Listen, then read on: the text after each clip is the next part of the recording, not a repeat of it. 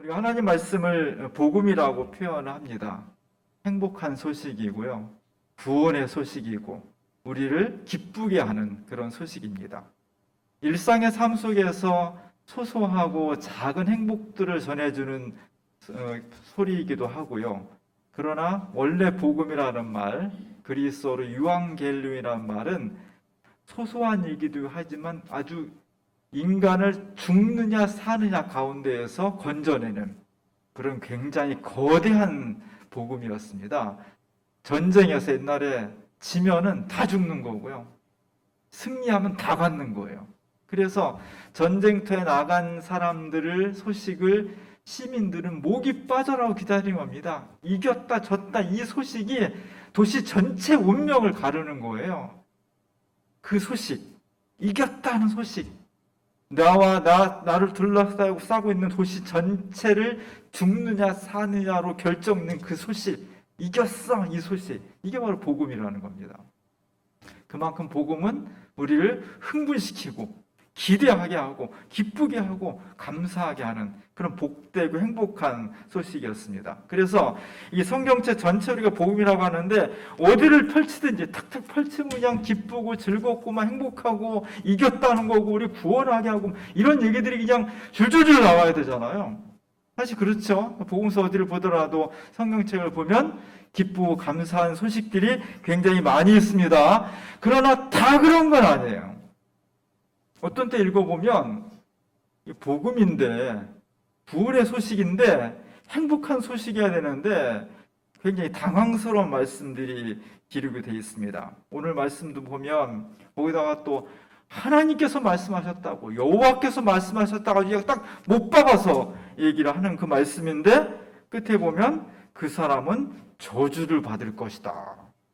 뭐 이런 말씀들이 여호와께서 말씀하셨다 이렇게 아주 단언적으로 말씀하시면서 나오는 얘기가 너네는 잘 될 거야, 행복할 거야, 희망을 가져, 뭐 이런 말씀이 많이 나오기도 하는데 오늘 이 본문처럼 너희는 저주를 받을 거다 이렇게 탁 나오면 이게 복음인가? 이게 행복한 소식인가? 기쁜 소식인가? 이렇게 좀 당황스럽게 됩니다. 그래서 오늘 개역 개정에는 너희가 저주를 받을 것이라 이렇게 번역을 했고 좀 최근에 번역된 공동 번역에는 조금 다르게 천벌을 받을 거다. 사실 뭐 그 얘기가 그 얘기인데 느낌상은 좀 다르잖아요. 너 저주 받을 거야 그런 거보다 너 천벌을 받을 거야 조금 좀 완화시켜서 느낌상으로 이렇게 번역을 했습니다.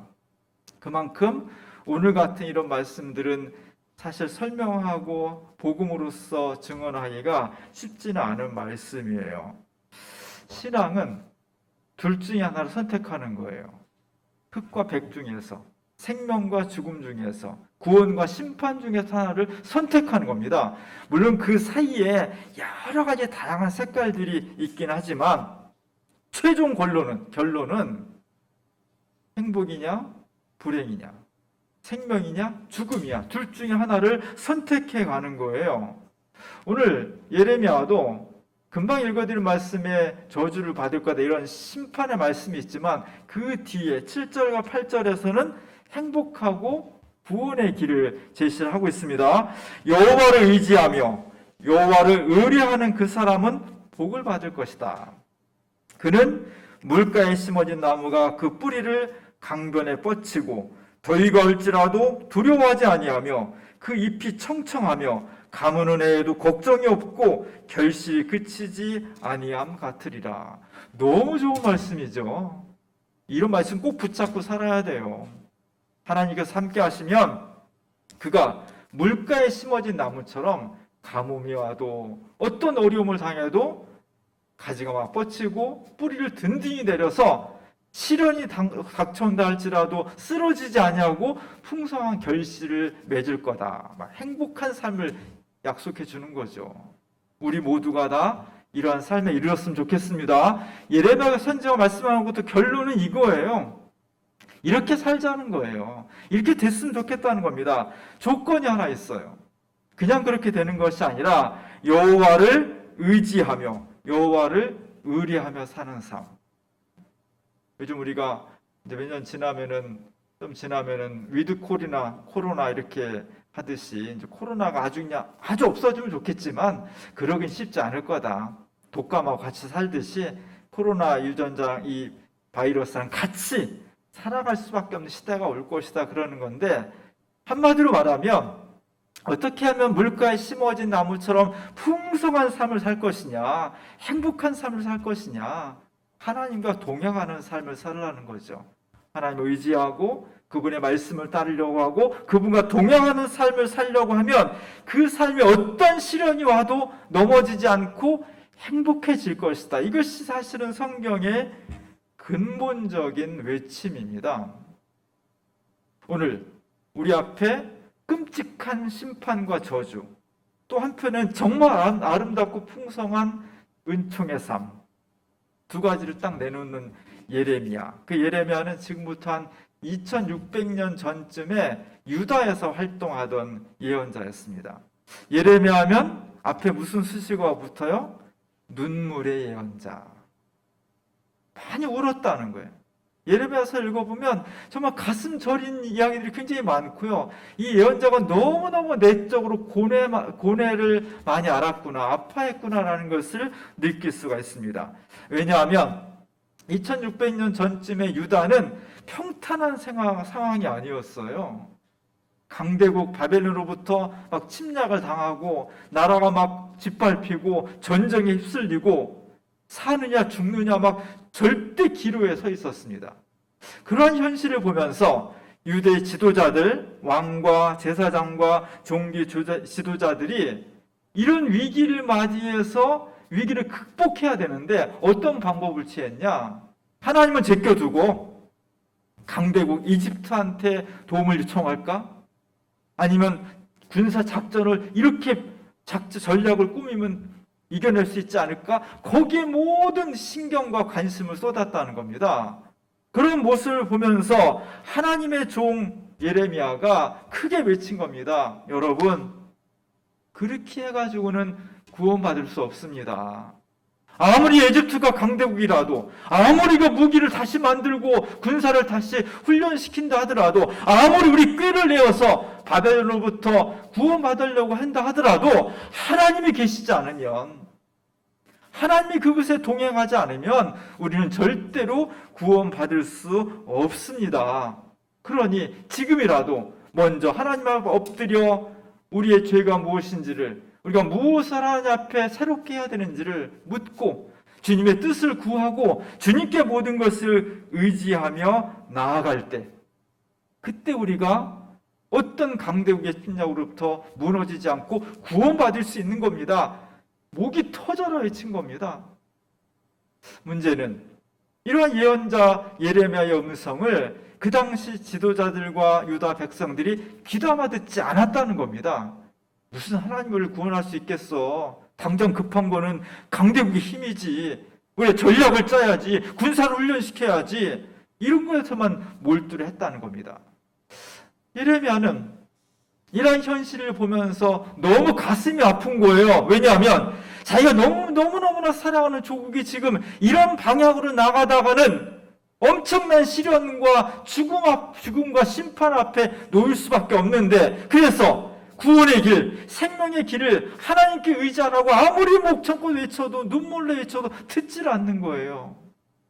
예레미야는 너무너무 속상하고 안타까워서 날마다 울면서 다녔다는 겁니다. 그래서 후대에 예레미야를 눈물의 예언자라고 이름을 붙였습니다. 예레미야는 당시 사람들로부터 별로 사랑받지 못했습니다. 테러를 당했고요, 폭력을 당했고 결국 나중에 납치돼서 죽임을 당합니다. 그럼에도 불구하고 나중에 사람들이 예레미야가 했던 음성들을 길게 기록을 남겨서 성경에 포함을 시켰습니다. 왜 그랬을까요? 당시에는 미워했는데, 당시에는 그 말이 가시처럼 들려서 별로 행복하지 않았는데, 시간이 지나서 나중에 바라다 보니까 결국은 예레미야 음성이 현실이 된 거예요. 아무리 강대국을 의지하고 전략을 짜고 자기 나름대로 지식을 동원해서 위기를 모면하려고 했지만 결국 바벨론한테 나라는 멸망하고 사람들은 수없이 죽어나갔고 성전은 다 불타버리고 사람들은 포로로 잡혀갔습니다. 그때 가서 후회한 거예요. 야, 예레미야 말이 맞았어.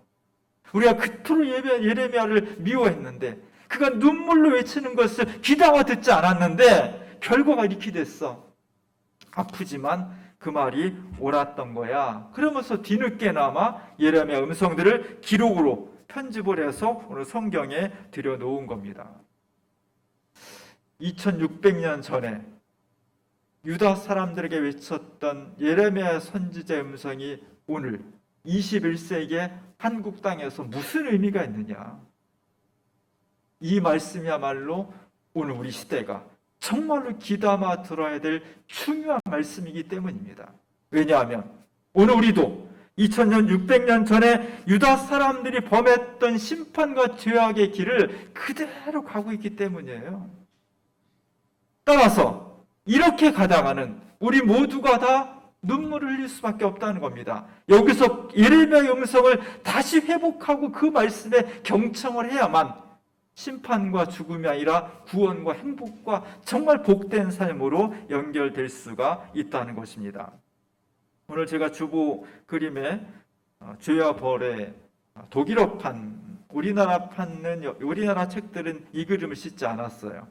독일어판에 있던 어느 출판사에서 낸 그림을 실었습니다. 도스토옙스키는 우리를 참 힘들게 해요. 그냥 재밌고 신나는 소설가였으면 쭉쭉쭉 읽어나가면서 그냥 재밌네, 또 읽어야지, 이렇게 돼야 쉬운데 이분이 쓴 책들 읽으면 자꾸 마음에 걸려. 우리를 힘들게 고민하게 만들고요. 자꾸 우리를 그 고통으로 몰고 가. 그만큼 우리 시대와 사람들에게 자꾸 걸림돌이 되는 말들을 하고 있는 거거든요. 이걸 들어야 돼. 왜냐하면 우리가 입에 단 것만 계속 찾으면요, 건강을 해쳐요. 양약은 쓴 겁니다. 그래서 이게 중요한 거예요. 한 150년 전에 쓴 이야기인데 이 배경은 러시아의 상트페테르부르크라고요. 그 당시 러시아의 수도였습니다. 상트페테르부르크는 우리말로 하면 성 베드로시예요. 이름이 좋잖아요. 성 베드로시. 수도였고 모스크바가 아니라 이 당시는 여기가 수도였고요. 계획도시였습니다. 여기 정말 아름답고 깨끗하고 멋진 도시였습니다.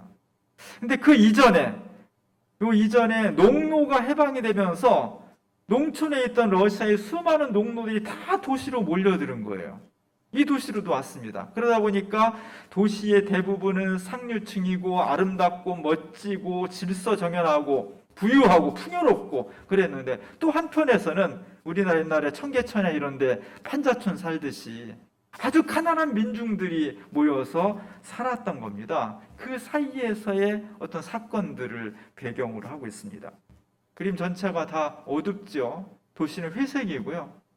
그리고 밤하늘의 그 어둠이 점점 더 깊어질 것 같아.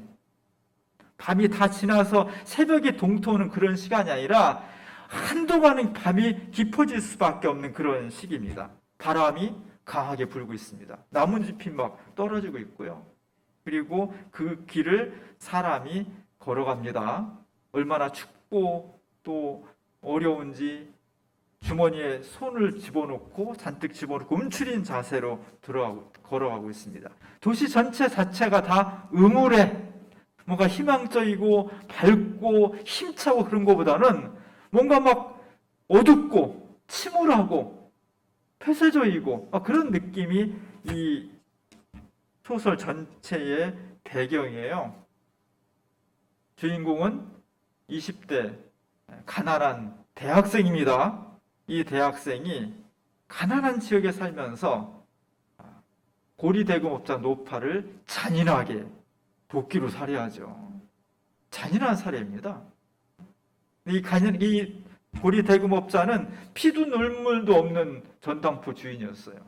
가난한 사람들을 상대로 인정이라고 요만큼도 없이 마치 피를 빨아먹는 이 같은 그런 존재였습니다. 그를 가차없이 죽여버립니다. 여기서 말하는 이 주인공은 왜 죽였느냐? 수많은 사람들이 고통을 당하고 있는데 이런 고통당하는 사람들을 구원하기 위해서는 특별한 사람이 필요하다는 거예요. 우리 역사에서 보면은 한 사람을 죽인 사람은 살인자라고 아주 손가락질 많이 하는데, 사실 알렉산더나 징기스칸이나 나폴레옹이나 이런 사람들은 수십만 수백만 사람을 죽였잖아요. 근데 영웅으로 친다는 거예요. 결국 이 시대를 살아가는 데 있어서 우리가 구원을 받으려면 특별한 사람이 필요하다. 사람을, 저렇게 나쁜 사람을 정의로 징계하고 죽이고도 눈 하나 깜짝하지 않을 수 있는 사람, 그게 누굴까? 내가 그런 사람이 아닐까? 그것을 실행해 보는 거예요. 시험해 보는 거예요. 결국 여기서는 하나님이 없이 인간이 모든 것을 다 할 수 있다. 살인까지도. 이것을 지금 실행해 가는 겁니다. 그런 사람에 대해서, 그런 시대에 대해서 오늘 이 문학 작가인 도스토옙스키는 이미 150년 전에 그런 시대는 죽음에 이를 수밖에 없다고 경고를 내리는 거예요. 그러니까 지난주에 말씀드렸듯이 지금 우리가 생각하는 모든 사고방식과 삶의 방향은 19세기 유럽에서 탄생이 됐습니다. 도스토옙스키가 살던 시대에 19세기 유럽은 이런 생각들이 막 펼쳐오르는 거예요. 교회는 텅텅 비고요. 신은 없다는 소리가 마구마구, 철학에서, 자연과학에서, 수많은 곳에서 수많은 사람들이 하나님이 어디 있어? 이제 우리가 주인이야? 인간이 주인이야? 내 속에는 평범하지 않은 특별한 뭔가 있어. 신적인 뭔가 있어. 이제 우리의 인생은 내 것이고 세계는 우리가 만드는 거야.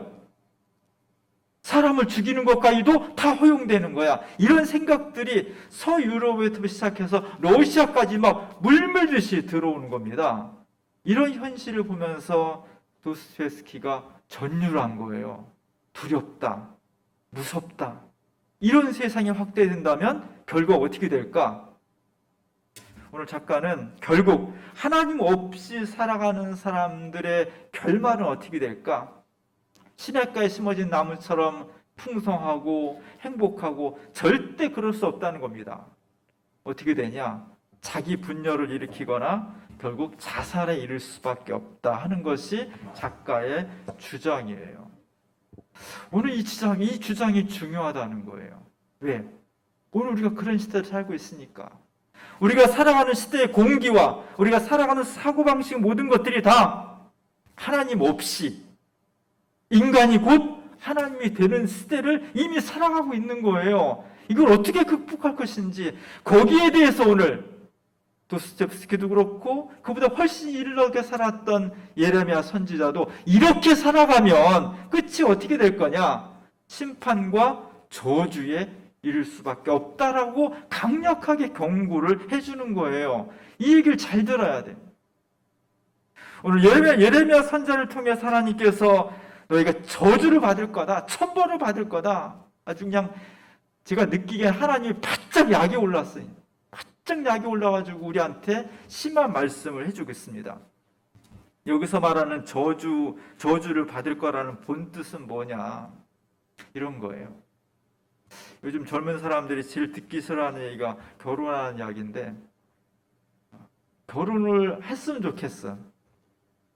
그리고 결혼을 하면은 아이를 좀 낳았으면 좋겠어요. 왜 그러냐? 사람은 하나님을 잘 이해하지 못해요. 사람의 마음이나 지성은 밴댕이 손밖에 안 돼. 하나님은 너무 위대해. 하나님을 다 이해하지 못해요. 하나님을 가장 그래도 잘 이해할 수 있는 방법은 뭐냐? 부모가 돼서 자식을 키우면서 하나님이 이런 분이구나. 하나님의 마음은 이런 거였구나. 제 경험으로는 자식을 키우면서 느끼는 하나님이 그래도 인간이 하나님을 이해할 수 있는 가장 좋은 방법이에요. 그런 면에서 우리 젊은이들이 꼭 결혼을 하고 자녀를 키워야 하나님이 이런 분이구나. 내게 하나님은 이런 분이었고 이렇게 이해하기가 쉽다는 겁니다. 아이를 낳으면 얼마나 예뻐요. 오늘 주부에 제가 승호 돌 맞은 아이 실었는데 그때가 제일 예쁜 거예요. 막 눈에 넣어도 막 아프지 않은 거예요. 근데 4살쯤 되면 어떻게 돼요? 미운 4살. 어쩜 이렇게 미운 짓만 굴러가며 사는지. 중2쯤 되면 어떻게 돼? 미운 걸 넘어서 막 죽이고 싶어. 아니, 내가 낳은 자식이 왜 그 앞에 예쁜이 아니라 사랑하고 싶은이 아니라 미운, 죽이고 싶은, 물론 극단적인 표현이지만 그런 얘기가 왜 붙겠어요. 사람은 기계가 아닌 거예요. 기계가 아니에요. 왜 그런 얘기가 되냐면, 죄라는 것은 뭐냐면요, 러시아에서 죄는 선을 넘는 거야. 선을 넘으면 그게 죄라는 거예요. 아이가 막 어렸을 때는 그냥 부모가 하자는 데 가는데 4살쯤 되면 이제 자기 고집이 생기잖아요. 그래서 자꾸만 다른 데로 가려고 그래. 말을 안 들어. 싫어. 미워. 뭐 이런 얘기 많이 하고요. 부모 오라면 딴 데로 가려고 하고. 그것이 집안에서 이루어질 때는 큰 문제가 없겠지만, 만약에 인도가 있고 차가 쌩쌩 다니는 차도가 있을 때 부모가 그 아이를 데리고 인도로 가는데 자꾸만 이 아이가 그 인도 선을 넘어서 차도로 자꾸 가려고 한다면 부모는 어떻게 해요? 그래, 너도 소중한 인격체니까 내가 네 인격을 존중해서 네 주장을, 네 생각을 존중해 줄게. 그래, 내버려 두겠습니까? 그렇지 않죠. 때론 야단도 치고요. 때론 회초리도 드는 거예요. 왜? 사는 게 중요하니까. 거긴 너무 위험하니까. 하나님 없이 살 수 있다는 생각, 그것이 인간이 한계가 주어진 것, 그 선을 넘어가 버린 거예요. 이게 죄예요. 하나님 없이 살 수 있다는 사고방식 자체가 죄예요. 이것을 어떻게 새로 우리가 방향을 새로 설정하고 하나님과 동행하며 살 수 있는, 이것이 복음이에요. 오늘 복음의 예레미야를 통해서 이렇게 말씀해 주시는 것은 우리가 하나님 없이 살 수 있다는 생각 자체가 선을 넘어간 것이고 그것이 죄라는 겁니다. 그러니까 죄의 결과는 뭐냐? 심판이요, 저주요, 천벌이요, 죽음에 이를 수밖에 없다는 것이 복음의 명확한 내용이에요. 이걸 다시 살려야 돼. 어떻게 하면 좋을까? 오늘 예레미야 선지자는 왜 사람들이 이렇게 죽음에 이르게 되었느냐? 5절에 보니까 여호와께서 이같이 말씀하시니라. 무릇 사람을 믿으며 육신으로 그의 힘을 삼고 마음이 여호와께서 떠난 그 사람은 저주를 받을 거다. 어떤 사람? 왜 하나님을 의지하지 않고 자기를 의지하냐? 사람을 믿고 하나님을 자꾸 도외시하냐? 마음이 여호와에게서 떠났다는 거예요. 우리가 내 마음이 하나님에서 떠나면 이렇게 죽음으로 갈 수밖에 없다는 것입니다. 인간을 의지하는 삶의 최후, 유대 역사를 통해서 그것은 나라가 망했고 성과 성전은 불탔고 남자는 다 죽임을 당했고 여자는 다 강간을 당했고 그리고 젊은 사람들은 다 포로로 잡혀가는 비극 중에 비극을 경험할 수밖에 없었다는 것입니다. 이 사람들이 게을러서 그런 게 아니에요. 미련해서 그런 것이 아닙니다.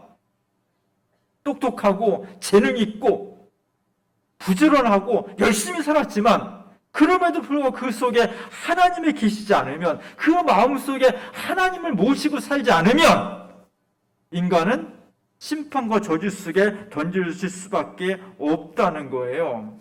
예레미야 시대의 지도자들과 왕들은 멍청해서가 아니라 하나님 없이 위기를 극복하려고 했기 때문에 위기도 극복하지 못하고 나라도 망하고 불행한 삶을 살 수밖에 없었다는 것입니다. 이게 왜 중요하냐? 이 극단적인 모습이 바로 150년 전에 유럽의 서구 지성사회에서 이런 현상이 벌어졌고 그 불길이 러시아로 옮겨 붙었습니다. 그리고 지금 21세기를 살아가는 전 세계 사람들이 바로 이 모양을 살아가고 있는 거예요. 왜? 전 세계 모든 모델들이 다 서유럽이에요. 서유럽의 철학과 서유럽의 사유방식과 서유럽의 삶의 방식을 모델로 삼고 살아온 거예요. 그게 근대화예요. 그러다 보니까 모두가 다 하나님 없이 살아간다는 겁니다. 유럽에 가보면요, 교회가 무지하게 많습니다. 교회가 다 커요.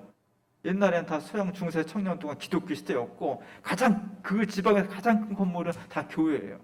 그러나 사람은 텅텅 비어 있습니다. 물론 한국 교회처럼 그냥 모이는 것만으로 모두 기독교를 평가할 수 있는 건 아니지만 사람이 없어요. 다 교회는 그냥 문화재의 관광 장소지, 거기서 하나님을 예배하고 내 생명과 우리 인류 역사의 길을 구원으로 인도할 수 있는 말씀이 선언되고 찬양하고 그런 것들은 없는 건 아니지만 너무너무 약화되어 있다는 거예요. 근데 불행하게도 오늘 전 세계 교회가, 한국 교회가 바로 그 노선을 지금 따라가고 있는 겁니다. 결과는 어떻게 되겠어요? 죽음에 이를 수밖에 없다는 것이 명확한 겁니다. 핵심은 이거예요. 우리가 어떻게 하면 내 마음에서부터 하나님을 다시 모실 수 있을까? 하나님을 떠나는 삶이 아니라 내 마음속에 하나님 모시고 같이 주님과 함께 대화하며 그분과 함께 동행하며 사는 삶을 어떻게 살 수 있을까? 이게 참 고민입니다. 옛날부터 기독교인들, 신앙인들은요, 정말 하나님을 모시고 살기 위해서 몸부림을 쳤어요. 초대교회 교인들, 또 유대 광야에 나가가지고 막 동굴 같은 데에서 사람들과 다 단절하고 먹을 것도 제대로 못 먹으면서 잠잘 곳도 막 마땅치 않은데 두려움과 더위와 추위 속에서 저렇게 세속과 단절하며 살았습니다. 왜? 딱 하나예요. 하나님을 마음속에 뜨겁게 모시기 위해서. 이렇게 세속적인 탐욕과 쾌락과 단절하면서 내가 이렇게라도 해서 하나님과 가까이 할 수 있다면 내 모든 것을 포기하겠어. 그것이 신앙의 전통입니다. 그렇다고 우리 지금 당장 숲속으로 들어가고 사막으로 나가자 그런 건 아니에요. 우리 신앙의 선배들은 저렇게 몸부림을 쳤다고, 정말 저렇게 해서라도 죽음에 이르지 않고 구원받기 위해서 애를 썼다고요. 가족관계, 직장, 편안함, 욕심, 쾌락 다 끊고 오직 하나님을 모시기 위해서 자신의 삶 전체를 불살랐던 것이 우리 신앙의 선배들의 모습입니다. 어떻게 하면 우리가 좋을까? 우리는 그렇게 할 수는 없지만 그래도 우리가 주님을 모시기 위해서 신앙의 선배들의 모습을 좀 닮아가야 되잖아요. 그러지 않으면 오늘 예레미야 선지자가 예언한 것처럼 우리의 삶에 풍성한 삶이 아니라 죽음과 심판이 깃들 수밖에 없다는 것입니다. 우리 마음속에 주님을 모셨으면 좋겠어요. 왜 예배를 정성껏 드려야 되느냐? 왜 일주일 내내 다시 한번 하나님의 말씀을 붙잡고 다시 듣기를 해야 되느냐? 왜 찬송가 자꾸 외우고 부르라고 하느냐? 왜 이웃사랑을 자꾸 실천하면서 하나님의 말씀을 행동으로 옮기라고 하느냐? 이유는 딱 하나예요. 그런 것들을 통해서 내 마음속에 자꾸만 그냥 놔두면 멀어질 수밖에 없는 하나님을 마음속에 모시고 그분과 동행해야 된다는 겁니다. 내 마음을 들여다보면서 하나님이 없지 않고 있게 해야 된다는 겁니다. 그것이 쉽지 않다는 거예요. 2000년 전보다 지금은 훨씬 어려워요. 200년 전부터 너무너무 어려워졌습니다. 그래서 그냥 놔두면 나도 모르게 하나님으로부터 내 마음이 떠난다는 거예요. 이게 죄예요. 그러지 않기 위해서 기도와 말씀과 찬양과 사랑의 실천과 몸부림을 치면서 내 마음속에 하나님을 모시기 위해서 애쓸 때, 그때 우리의 삶이 구원과 행복으로 채워질 수가 있는 것입니다. 하나님 모시기엔 너무너무 어려운 시대에 살고 있어요. 과학기술 문명은 발달했지만 어떤 면에서 영적으로 우리가 지금 불행한 시대를 살고 있는 겁니다. 그렇기 때문에 우리의 노력은 2배, 3배로 강해져야 돼. 그러지 않으면 신앙을 지켜나갈 수가 없습니다.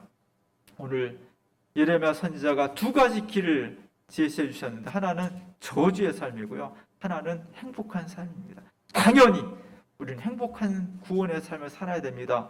그러하기 위해서 내 마음속에 하나님을 모시는데 최선을 다할 수 있는, 그것이 창조의 본래 모습이기 때문에 이 모습을 회복하기 위해서 애를 쓰는 우리 모두가 될 수 있기를 주님의 이름으로 간절히 축원합니다. 기도하겠습니다. 은혜로우신 하나님, 우리가 하나님을 마음속으로부터 떠나면 인간을 의지할 수밖에 없고 자신의 능력에 기댈 수밖에 없습니다. 그것이 얼마나 허약한지, 그것이 얼마나 심판으로 이어질 수 있는지 저희가 예레미야의 음성을 통해서 다시 듣습니다.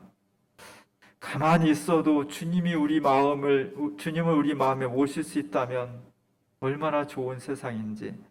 그러나 시대가 발전할수록 하나님을 모시기가 훨씬 더 어려울 시대를 살고 있습니다.